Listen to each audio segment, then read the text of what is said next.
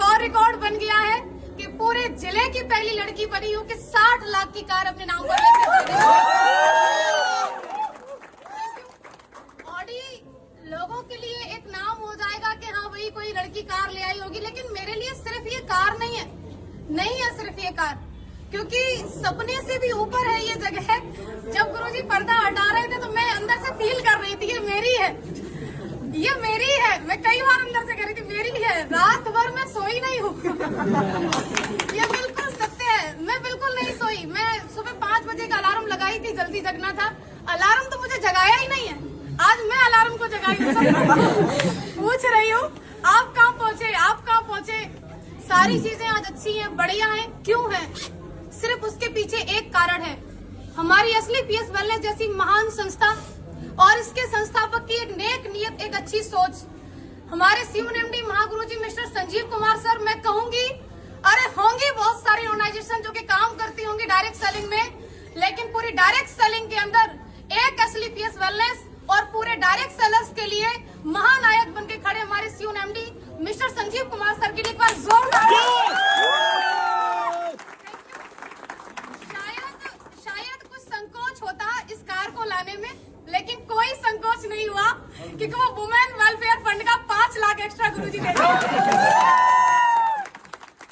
बहुत बड़ा सहयोग लगा, क्योंकि लोगों को लग रहा है कि 5 लाख रुपए अमाउंट क्या, लेकिन पूछिए उनसे जो 30,000 रुपए महीने की तनख्वाह लेते हैं, पूरा 30 दिन ड्यूटी करते हैं, तब जाके उनको 30,000 आता है। लगभग उनकी 1.5-2 साल की इनकम तो माँ गुरुजी ने एज ए वेलफेयर फंड मुझे दे दी। क्यों?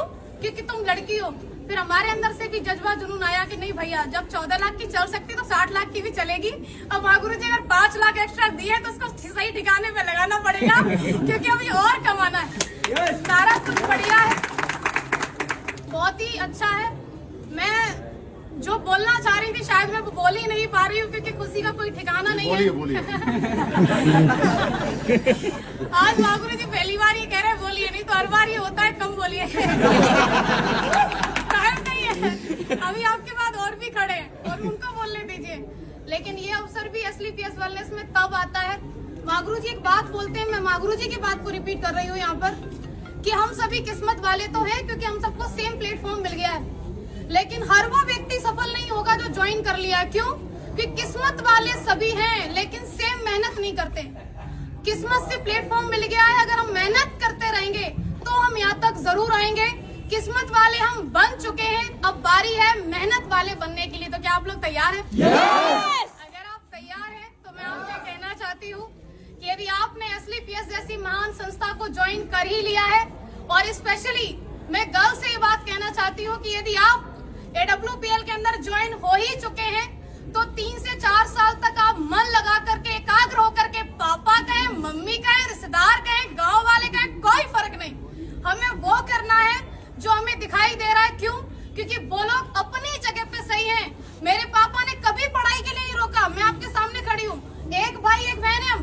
जिस स्कूल में मेरे भाई को पढ़ाया, आज मैं पहली बार ये बात बोल रही हूँ, जिस स्कूल में मेरे भाई पढ़े हैं, हम 2 प्राइवेट स्कूल में पढ़े हैं, बल्कि पिताजी किसान है। पिताजी गुंजाइश नहीं थी कि हमें बस से भेजें, लेकिन एक साथ पढ़ाया। हमेशा मेरे पिताजी एक बात बोला करते थे बचपन में कि तुम दोनों मेरे लिए बराबर हो, मेरे लिए ज्योति सौरभ दोनों बराबर हैं। आप मुझे बताइए, बेटी हर कोई नहीं चाहता, उसका कारण भी बेटियां बनती है ना, कि वो शादी के बाद बोलती है अब तो मैं यहाँ आ गई हूँ, अब तो मेरा यही परिवार है, अब तो जो मैं कमाऊंगी वहां देंगी। कौन बाप चाहेगा मेरे घर में बेटी पैदा हो? क्योंकि एक तो इसको पढ़ा लिखा के बड़ा करो, कमाने लायक बनाओ, और उसके बाद तो ये तो चली और ये वहां जाके कमा के देगी, कौन चाहेगा? लेकिन मुझे ऐसा लगता है कि हर उस बेटी को चाहेगा, हर एक बाप जो उसी के यहाँ पर कमाने लायक बने और उसको कमा करके भी दे और उसको ला करके खड़ा करे ऑडी के शोरूम में, पापा ये गाड़ी तो आप ही की है। और ये हम सब बन सकते हैं, कोई एक नहीं, सिर्फ एक ज्योति यादव नहीं, नेवर, हर कोई बन सकता है। क्योंकि मैंने किसी को देख करके सपना बनाया, वो किसी कोई और नहीं थे, मेरे अप्लायंस थे। आपका भी किसी न किसी को देख करके सपना बन रहा हो, तो जब सपना बन ही रहा है उसे साकार करने के लिए हमारे पास ये ग्रेट प्लेटफॉर्म है ही है, ग्रेट मेंटरशिप है ही है। उसके बाद मैं उन लोगों से कहना चाह रही हूँ कि जो लोग आज असली पीएस में ज्वाइन है और कहीं न कहीं है, सुन तो रहे होंगे आप, ये बात तो क्लियर है, और जो अभी मन बना रहे हैं आप लोग देखते बहुत हो, ये आपकी बहुत कमी है कि आप सिर्फ देखते ही रहते हो। अगर आप देख रहे हो तो मैं कहूंगी डिसीजन लीजिए, और अगर डिसीजन ले लिया है तो 3 से 4 साल तक मन लगा करके आप काम कीजिए। अगर आप 3 से 4 साल तक मन लगा के काम करती हैं, स्पेशली फॉर गर्ल्स, आपने ज्वाइन कर लिया है WPL को और आप 3 से 4 साल तक काम कर सकती हैं, तो आप भी शादी से पहले ऑडी लेके आ सकती हैं। Thank you. अगर हमें चाहिए तो हमें काम करना होगा, हमें यहाँ पर मन लगा के लगे रहना होगा। और आज मुझे अवसर मिला है मेरे अप्लायंस को भी सुनने का। मैंने बहुत बोल लिया तो शायद मैं सब कुछ नहीं कहने वाली थी, और मैं रियली थैंक्स करना चाहूंगी अगेन सभी मेंटर्स का, SLPS वेलनेस का, रिजल्ट ओरिएंटेड प्रोडक्ट का, क्योंकि अगर प्रोडक्ट इतने अच्छे नहीं होते तो मैं किसी को एक बार दे सकती थी लेकिन दोबारा कभी डिमांड नहीं होती। लेकिन प्रोडक्ट इतने यूनिक, मैं दी एक को लेकिन 10 से डिमांड आई, रिजल्ट की वजह से आई। और सबसे बड़ा धन्यवाद आप सभी लोगों का, क्योंकि आम दिन को आप सभी ने खास बना दिया अपनी मौजूदगी दर्ज करावा करके। क्योंकि लखनऊ के अंदर लास्ट में बात छूट रही थी, गुरुजी कह दूं क्या, मुसीबतें रियली में बहुत आती हैं। जो लोग मुसीबतों का पल्लू पकड़ के बैठे रहते हैं वो घर ही रहते हैं। जो लोग औरतों के लिए एक बात बोलते हैं कि अगर ऐसे ही हो तो चूड़ियां पहन के बैठ जाओ, उनके लिए मैं ये बात कहना चाहती हूँ, चूड़ियां सिर्फ औरतों के हाथ में नहीं होती। कई सारे मर्द जिनके हाथ में दिखती नहीं है लेकिन होती है, चूड़ियां किस बात की? चूड़ियां उनके परिवार के बंधन की बताते हैं, चूड़ियां उनके नाम की बताते हैं। अरे मेरी रेपुटेशन का काम नहीं, चूड़ियां उनकी नौकरी की बताते हैं। ये सब चूड़ियां ही हैं और क्या। आपको एक 50,000 की इनकम से कोई व्यक्ति 100 करोड़ का बिजनेस प्लान दे रहा है और आप कह रहे हो नहीं हमारे पास तो परेशानी है, हमारे पास तो मरने का टाइम नहीं है। हर जगह मुसीबत है। ये गाड़ी आपको क्या लग रहा है ऐसे ही आ गई? नहीं, लड़के होके गाड़ी ले आए। कैसे? मेरे साथ ही हुआ। मेरा लोन बिल्कुल क्लियर, बुजुर्ग है वो जिन्होंने मेरा लास्ट में आके कैंसिल किया, मैं बता रही हूँ आपको। गुरुजी अगली साल उनका रिटायरमेंट है, BOI में है वो। फाइल हमारी पहुंची, क्योंकि 50 लाख वाला जो वैसे ना दूसरी बैंक होती है वहाँ रेफर किया जाता है। उनका पहला सवाल, आपके पास पहले से गाड़ी है? हमने बोला हाँ। आपकी किस्त बराबर चली? बोले हाँ। सिविल कितनी है? 806 तक की मेरी सिविल थी। बोले ठीक है। दूसरी गाड़ी क्यों ले रही हो? उन्होंने ऐसे करके पूछा, दूसरी गाड़ी क्यों ले रही हो? तो मैंने बोला जरूरत है।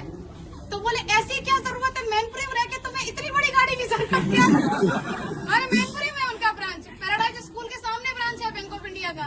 तो अब सोच के देखो, क्या उनका सवाल था? नहीं, सवाल था उनकी नौकरी का।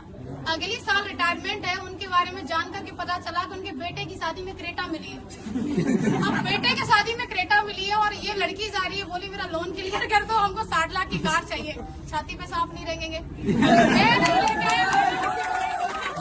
कुछ भी हो जाए। वहाँ से मुसीबत खत्म हुई।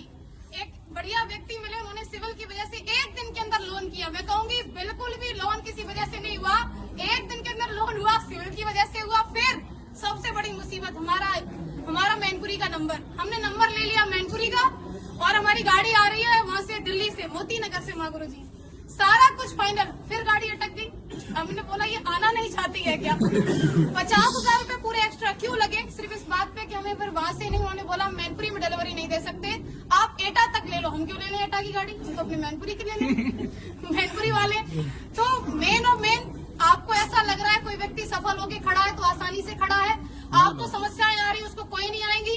भैया हर चीज में समस्या है, यहाँ तक कि पैसा होते हुए जब आप गाड़ी लेने को खड़े हो, आपकी मर्जी है, गाड़ी की मर्जी कि मैं आ रही हूँ, बीच वाला बोला क्यों ले रहे हो?